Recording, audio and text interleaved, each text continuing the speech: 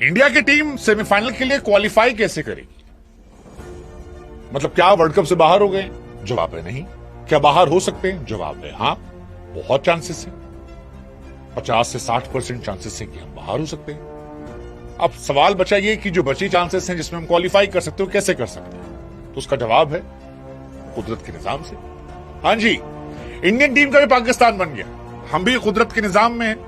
फलानी टीम फलाने से हार जाए, फलाने का नेट रेट फलाने से कम रह जाए, फलनवा जो है फलनवे को हरा दे और हम अपना बचा हुआ जीत ले, तो जी हम पहुंच जाएंगे। अब ये अफसोसजनक है, लेकिन है यही, इंडिया का पाकिस्तान बन चुका है और हमें अब सिर्फ खेलने की नहीं बल्कि दुआओं की भी जरूरत है। इसीलिए हमको लगा कि आज इस वीडियो में आपको समझाते हैं कि इंडियन टीम जो है वो सेमीफाइनल के लिए क्वालिफाई कैसे कर सकती है। क्या ऐसा होगा कि इंडियन टीम जो है वो सेमीफाइनल तो चली जाए? तो देखिए जी, बड़ी आसान कहानी है, कोई बहुत रॉकेट साइंस नहीं है। ग्रुप स्टेज में इंडिया को सुपर 8 में 76 रन से हार मिली है। इंडिया की लंका लग गई है। साउथ अफ्रीका एक और मैच जीतेगी आसानी से, वो सुपर 4 में यानी सेमीफाइनल में। तो साउथ अफ्रीका को मैं ये मान के बैठा हूं कि वो आसानी से पहुंच जाएगी, क्योंकि जिम्बाब्वे या फिर वेस्ट इंडीज किसी एक को तो वो हरा देंगे। इंडिया को अगर वो इतना गंदा कूट सकते हैं तो वो किसी एक को तो कूटेंगे और वो सेमीफाइनल में जा रहे हैं। यानी 4 टीमों में से 2 टीमें जानी है, उसमें से एक टीम पक्की होगी, यानी 50% कहानी गई। अब बचे 50% में 3 टीम है, उसमें इंडिया के चांसेस कितने हैं? आपको समझना यह है कि साउथ अफ्रीका का नेट रेट जो है +3.8 है, जो इनक्रेडिबल। इंडिया का -3.8 है, जो गर्दिश में। अब वेस्ट इंडीज और जिम्बाब्वे जो है उसका सुपर 8 करियर अभी शुरू नहीं हुआ। सुपर 8 का उसका मैच आज होगा, तो जो भी इनमें हारेगा, एक लेट्स जस्ट होप की बहुत बड़ी जीत ना हो, मतलब हार जीत इन दोनों के बीच में हो, लेकिन कोई टीम बहुत बड़ी ना जीते, क्योंकि बहुत बड़ा जीत गया तो सेकंड टीम का नेट रेट बेहतर हो जाएगा। तो चाहे जिम्बाब्वे जीते या फिर West Indies, let's just hope कि इनका एक क्लोज मैच हो जिसमें almost neck to neck run rate इनका हो और गड़बड़ ना हो, क्योंकि एक का गड़बड़ हो गया लेकिन दूसरे का स्ट्रांग होंगे तो हमारे लिए मुश्किल है। अब इंडिया को यहां से दुआएं शुरू करनी पड़ेगी। दुआ कि साउथ अफ्रीका जो है वो अपने बचे हुए मैचेस जो है वो दोनों टीमों से जीत ले, यानी जिम्बाब्वे और वेस्ट इंडीज दोनों को साउथ अफ्रीका हरा दे।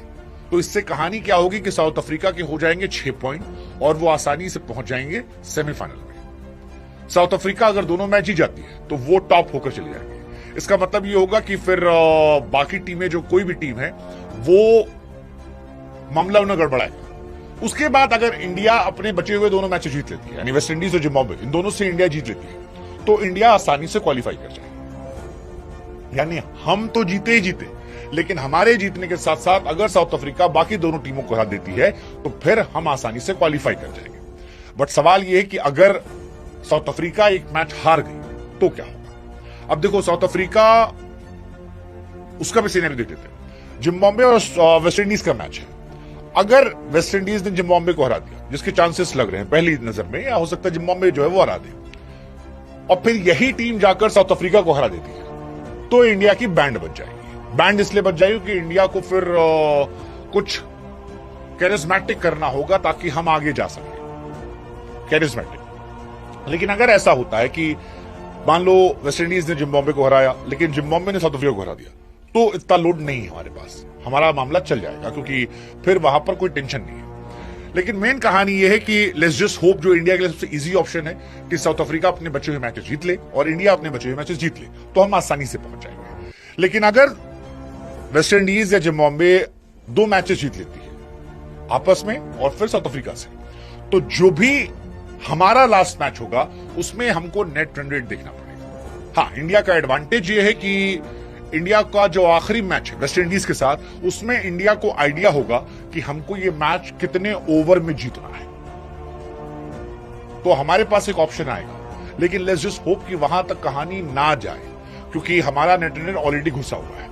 तो हमको पहला काम ये करना है कि हमको जिम्बाब्वे को बहुत बुरी तरह हराना है, मतलब जो हम गर्दिश में गए हैं वहां से हम लौट आना है। दूसरा, वेस्ट इंडीज को फिर हराना है। अगर वेस्ट इंडीज साउथ अफ्रीका को हरा देती है, जिम्बाब्वे को हराती है, तो वेस्ट इंडीज को हमें फिर एक ठीक ठाक मार्जिन से हराना पड़ेगा। क्या वो पॉसिबल है? It's not that easy. मैं फिर कह रहा हूं, वेस्ट इंडीज को मैं कभी भी लो रेट नहीं करूंगा T20 फॉर्मेट में। इसी डैरेन सैमी ने 2 वर्ल्ड कप जिताए थे, 2012, 2016। तो मैं ये मान के बैठा हूं कि वेस्ट इंडीज जो है वो अच्छी टीम है और वो अच्छी टीम आपको परेशान करेगी। साउथ अफ्रीका उन्हें हरा दे, फिर हम उन्हें हरा दे, तो ये हो जाएगा। एक सबसे इजी कहानी है। लेकिन सबसे बड़ी बात है कि इंडिया को अपने बचे हुए दोनों मैचेस जीतने पड़ेंगे, जो सबसे बड़ी बात है, और वो इतना आसान नहीं होने वाला है, क्योंकि इंडियन टीम जो है उसकी बैटिंग कमजोर हो गई है। मतलब आपके अभिषेक शर्मा, तिलक वर्मा, सूर्य कुमार यादव, रिंकू सिंह, ये बिल्कुल फॉर्म में नहीं। अभिषेक का हिल गया है बिल्कुल confidence, Tilak Varma test zone में चले गए हैं, सूर्या बाबू अपन टेस्ट ही खेल रहे हैं, तो अपना ढांचा जो है, स्ट्रक्चर हिल गया है। ऐसे में फलानी टीम फलाने को हरा दे, धमाकी टीम हरा दे, वो सब तो ठीक है बॉस। मान लो साउथ अफ्रीका अपने सारे मैचेस जीत जाती है और यहां मालूम है, लेकिन क्या इंडिया दोनों को हरा पाएगी?